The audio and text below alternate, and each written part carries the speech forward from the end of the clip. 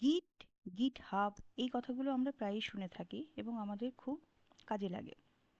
এবার এটা প্রায়ই শোনা যায় যে এইগুলো কাজে লাগে এবং আমাদের শিখতে হবে। এবার এটা কি, এর মেইন কনসেপ্টটা কি, আজকে আমার এই ভিডিওতে এটাই খুব সহজ করে বোঝানোর হচ্ছে উদ্দেশ্য। গিট কি, এর মেইন কনসেপ্টটা কি, কোনো কমেন্ট দিয়ে আজকে আমি বলবো না।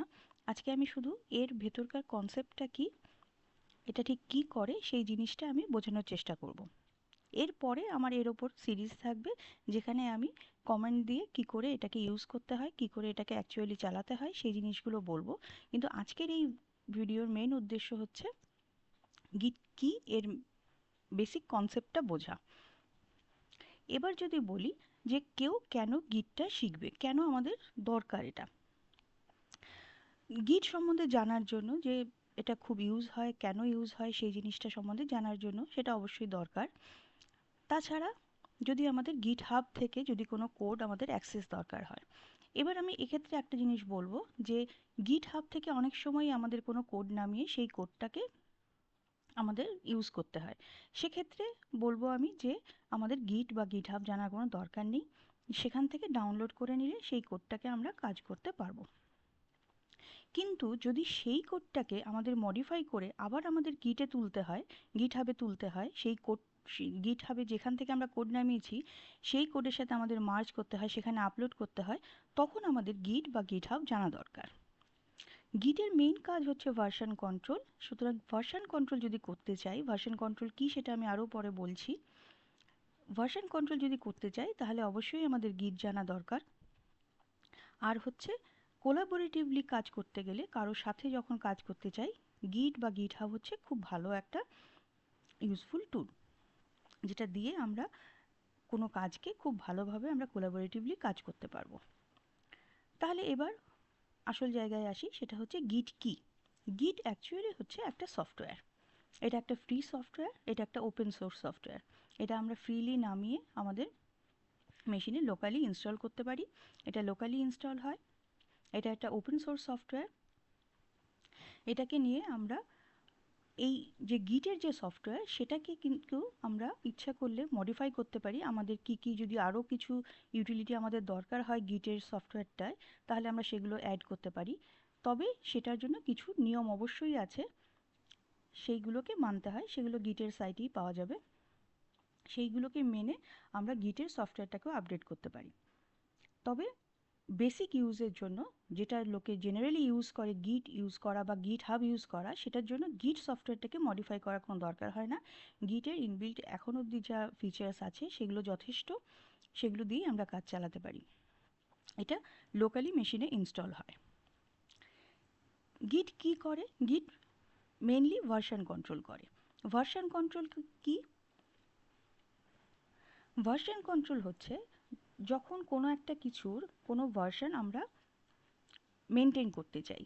মানে আমি একটা কোড লিখলাম, সেই কোডটার একটা ভার্সন আমি সেখানে মেনটেন করলাম, সেই কোডটার সেই ভার্সনটাকে আমি রাখলাম, তারপর আমি সেটাকে মডিফাই করলাম। এইবার আমি যে মডিফাইটা করলাম তার আগের কি ভার্সন ছিল সেই ভার্সনটাকে আমি দেখতে চাই, সেটাও আমার থাকলো।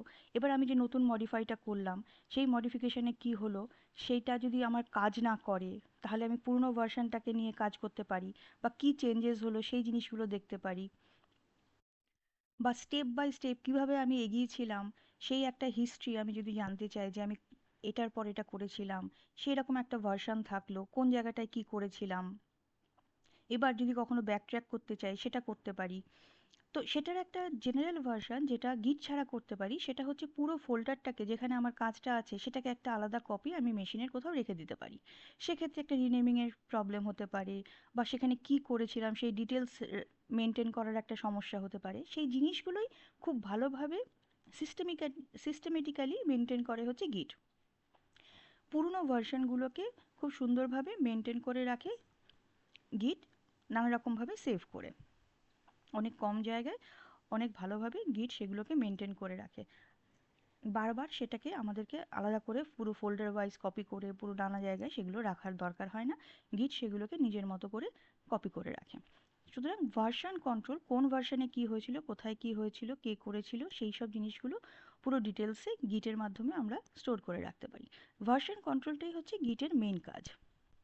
এবার এটা কি লোকালি করে? অ্যাকচুয়ালি গিট লোকালি করে। এবার গিট হাবের সাথে কানেকশন করে এটাকে ওয়েবে তোলা যায়। গিট সেই কাজটুকু করে দেয়, গিট হাবের সাথে কানেকশনটুকুও করে দেয়। এবার যদি ওয়েবে রাখতে হয় তাহলে গিট হাবে আমাদের অ্যাকাউন্ট থাকতে হবে, বা কোথাও একটা গিট ল্যাব বা কোথাও একটা আমাদের অ্যাকাউন্ট থাকতে হবে, সেখানকার সাথে কানেকশন করে গিটের কাজগুলোকে আমরা করতে পারি। কিন্তু মেইন যে জিনিসটা গিট করে সেটা লোকাল মেশিনের সাথে গিট করে দেয়। এবার গিট গিট নিয়ে আমরা কি করে কাজ করব আর গিট কি করে কাজ করে। প্রথমেই গিট একটা সফটওয়্যার, সেই গিট সফটওয়্যারটাকে আমাদের ইনস্টল করে ফেলতে হবে। গিটটাকে ইনস্টল করে ফেললে তারপর আমাদের একটা ডেডিকেটেড ফোল্ডার লাগবে। সেটাকে একটা নতুন ফোল্ডারও হতে পারে, বা কোনো এক্সিস্টিং ফোল্ডার, যে ফোল্ডারটার কাজগুলোকে আমি গিটে তুলতে চাই সেই ফোল্ডারটাও হতে পারে। সেরকম একটা ডেডিকেটেড ফোল্ডার লাগবে যেখানে আমি গিটের কাজগুলোকে রাখবো। সেই ডেডিকেটেড ফোল্ডারে গিয়ে আমাকে গিটকে ইনিশিয়ালাইজ করতে হবে। গিটকে যদি ইনিশিয়ালাইজ করি সেটার একটা কমান্ড আছে, সেই কমান্ডের মাধ্যমে আমি গিট ইনিশিয়ালাইজ করব। সেই কমান্ডের মাধ্যমে গিট ইনিশিয়ালাইজ করলে গিট একটা ফোল্ডার ক্রিয়েট করবে ডট গিট বলে। সেই ফোল্ডারটার মধ্যে ও সব স্টোর করতে থাকবে, ও ওর মতো করে স্টোর করতে থাকবে। অবশ্যই আমার কমান্ডের ওপর ভিত্তি করে আমি যা যা স্টোর করতে চাই সেগুলোকেই স্টোর করবে, কিন্তু কোথায় করবে? ওই ডট গিট ফোল্ডারের মধ্যে ও স্টোর করতে থাকবে। সুতরাং এই ডট গিট ফোল্ডারটাকে কিন্তু আমাদের ডিলিট করা ম্যানুয়ালি একদমই উচিত নয়, বা এডিট করা একদমই উচিত নয়। যা করার গিটকে কমান্ড দিলে গিট ওই ফোল্ডারের মধ্যে নিজে থেকে যা করার করবে। তারপর একটা কমান্ড হচ্ছে, সেটা হচ্ছে যে ফাইল বা ফাইলসগুলো আমরা গিটে অ্যাড করতে চাই সেগুলোকে অ্যাড করে দেওয়া। সেটা হচ্ছে একটা টেম্পোরারি কপি সেভ হবে। মানে আমি যদি ইনিশিয়ালাইজ করি, গিট একটা ফোল্ডার তৈরি করলো ডট গিট বলে। আমি যদি এখানে অ্যাড করি, এখানে একটা কমেন্টের মাধ্যমে, অ্যাড কমেন্টের মাধ্যমেই আমি যদি ফাইল বা ফাইলস অ্যাড করি, তাহলে গিট কি করবে? একটা টেম্পোরারি কপি সেভ করবে। এই টেম্পোরারি কপি সেভ করাকে বলা হয় স্টেজিং। মানে এখানে কপিটা পুরোপুরি হিস্ট্রিতে সেভ হলো না, এটা একটা টেম্পোরারি কপি। এখানে সেভ হওয়া মানে হচ্ছে এটা হচ্ছে রেডি টু কমিট, মানে এটাকে এবার আমি যদি চাই তারপরে সেভ করতে পারি পার্মানেন্টলি, কিন্তু এটা একটা টেম্পোরারি সেভ হলো। এই টেম্পোরারি সেভের সুবিধা হচ্ছে এটা একটা ইন্টারমিডিয়েট স্টেজ, যে আমি যদি শিওর না হই যে আমি এক্ষুনি কমিটটা করতে চাই কিনা, এবার সেক্ষেত্রে বলা যেতে পারে যে আমি যে কোনো ছোটোখাটো সেভ তো করে রাখতেই পারি। সেক্ষেত্রে বলবো যে খুব ছোটোখাটো সেভ যদি আমি করে রাখি, তাহলে আমার খুব বড় একটা কাজের ক্ষেত্রে হিস্ট্রিটা অনেক ক্লামজি হয়ে যাবে। সেক্ষেত্রে আহ, যদিও হিস্ট্রি ডিলিট করা যায়, কিন্তু তবুও একটা পরিষ্কার হিস্ট্রির জন্য বারবার কমিটটা ঠিক আহ, বারবার পার্মানেন্টলি সেভ করাটা ঠিক মতো হয় না আর কি। সেক্ষেত্রে একটা টেম্পোরারি কপি করে রাখা হলো, যে একটা পোর্শন অবধি আমি কাজ করলাম, তারপর একটা টেম্পোরারি কপি সেভ করলাম। তারপর যদি মনে হয় যে না, এটার একটা পার্মানেন্ট কপি দরকার, তখন আমি এটাকে পার্মানেন্টলি সেভ করলাম। সেটা করতে হবে কমিট বলে একটা কমান্ড দিয়ে। সে কমিট করলে পার্মানেন্টলি সেভ হবে, এটা এরপর হিস্ট্রিতে ঢুকে গেল। এরপর থেকে যতবার আমি হিস্ট্রি দেখতে চাইবো এটা কিন্তু পার্মানেন্টলি সেভ হয়ে যাবে। সবসময় দেখাবে যে এইটা আমি একসময় সেভ করেছিলাম, কিন্তু এইটা তখন ডিলিট হয়ে যাবে যেটা টেম্পোরারি করেছিলাম। মানে এইখান থেকে এইখানে যেই উঠে গেল, তখন এটা কিন্তু ডিলিট হয়ে যাবে। কিন্তু যতক্ষণ না এইখানে উঠবে ততক্ষণ এই টেম্পোরারি সেভ কপিটা থাকবে। তাই প্রথমে একটা ফাইলকে আমি বানাবো, বানিয়ে সেটাকে আমি সেভ করব। সেটা লোকাল মেশিনে নর্মাল সেভ যেটা হয় সেটা করব। তারপর গিটে একটা টেম্পোরারি সেভ করতে হবে, সেটাকে বলে স্টেজিং করতে হবে অ্যাড কমান্ডের মাধ্যমে। তারপর সেটাকে আবার পার্মানেন্টলি সেভ করতে হবে, যেটা হিস্ট্রিতে উঠে যাবে। এটা কিন্তু হিস্ট্রিতে উঠবে না। এরপর আরও কিছু কমান্ড আছে, যেটা হচ্ছে স্ট্যাটাস চেক। এবার এই যে আমি এখানে অ্যাড ফাইলস করেছিলাম, তখন ও যে টেম্পোরারি কপিটা সেভ করেছিল স্ট্যাটাসে কিন্তু সেটা দেখাবে। বা আমি যে ফাইলটা মডিফাই করছি, কোনটা কোনটা আমার এখনও গিটে ওঠেনি, সেই সব স্ট্যাটাসগুলো দেখাবে, যে এই ফাইলগুলো এখনও স্টেজিং হয়নি, এই ফাইলগুলো স্টেজে আছে। বা কোনটা কোনটা কী অবস্থায় আছে, মানে কারেন্ট স্টেটাস যেটা আছে সেটা স্টেটাসটা দেখাবে। আর লগ চেক করলে আমার পুরনো যে পুরো কমিটসগুলো আছে সেইগুলো সব দেখাবে, কমিটসের পুরো ডিটেলসগুলো দেখাবে, যে কে করেছিল, কিভাবে করে, কী কারণে করেছিল, সেই মেসেজগুলো দিতে হয় অবশ্যই কমিটস করার সময়। তো সেই হিস্ট্রিটা পুরো থাকবে লগ চেক করলে। আরেকটা জিনিস করা যায়, সেটা হচ্ছে একটা ব্রাঞ্চ ক্রিয়েট করা যায়। মানে মনে করা যাক একটা, আমি যে মেইন কাজটা করছি সেটাকে ধরা যাক মেইন ব্রাঞ্চ। এবার মেইন ব্রাঞ্চ থেকে আমি একটা সাব ব্রাঞ্চ ক্রিয়েট করলাম, যেখানে আমি একটা বাগ ফিক্স করব। তাহলে পুরো মেইন ব্রাঞ্চটাকে আমি এফেক্ট না করে আমি একটা সাব ব্রাঞ্চ ক্রিয়েট করে সেইখানে আমি কিছু মডিফাই করলাম, করে সেখানে আমি সেটাকে ফিক্স করলাম। ফিক্স করে সেটা যদি ঠিক হয়ে গেল, তারপর সেটাকে আমি মেইন ব্রাঞ্চের সাথে মার্জ করে দিলাম। তাহলে একটা ব্রাঞ্চ ক্রিয়েট হলো, সেখানে যা কাজ করার করলাম, তারপর সেটাকে মার্জ করে দিলাম। তাহলে একটা নতুন ব্রাঞ্চও করা যায় এবং সেটাকে মার্জ করে দেওয়া যায়। তাহলে কি হলো, মেইন ব্রাঞ্চটা প্রথমেই অ্যাফেক্টেড হলো না, সেটা সাব ব্রাঞ্চ করে সেটাকে ঠিকঠাক করে কাজ করে সেটা ঠিকঠাক হলে তারপর সেটাকে মার্জ করে দিলাম।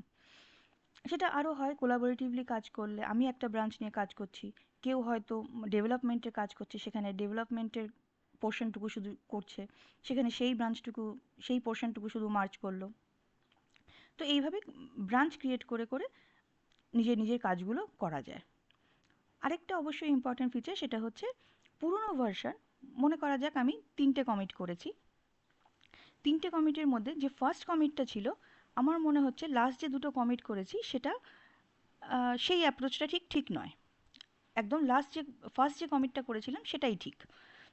তখন আমি অবশ্যই সেই ফার্স্ট কমিটে যেটা, যে কোডটা ছিল সেটাকে অবশ্যই আমি ফেরত আনতে পারবো। তো এই হচ্ছে মেইন কনসেপ্ট। তাছাড়াও যদি আমরা যদি কোলাবোরেটিভলি কাজ করি, ওয়েবে যদি আমাদের অ্যাকাউন্ট থাকে, সেক্ষেত্রে গিটের মাধ্যমে আমরা পুশ করে কোডটাকে আমরা গিটহাবে তুলে দিতে পারবো, আবার পুল করে গিটহাব থেকে সেই আপডেটেড কোডটাকে আমরা নামিয়ে নিতে পারবো। তো এটা হচ্ছে গিটহাবের সাথে যখন কানেকশান হবে, সেই ডিটেলসগুলো আমি পরে বলবো। আজকের ভিডিওতে আমি শুধুই গিট এবং গিটের কনসেপ্ট নিয়ে কথা বললাম। পরের ভিডিওতে, পরের ভিডিওগুলোতে গিটের কমেন্টগুলো নিয়ে কী করে কাজ করতে হয় বা গিটহাবের সাথে কী করে কানেকশন করতে হয় সেসব নিয়ে অনেক আলোচনা থাকবে। আশা করি আজকে বোঝাতে পেরেছি। Thank you for watching this video.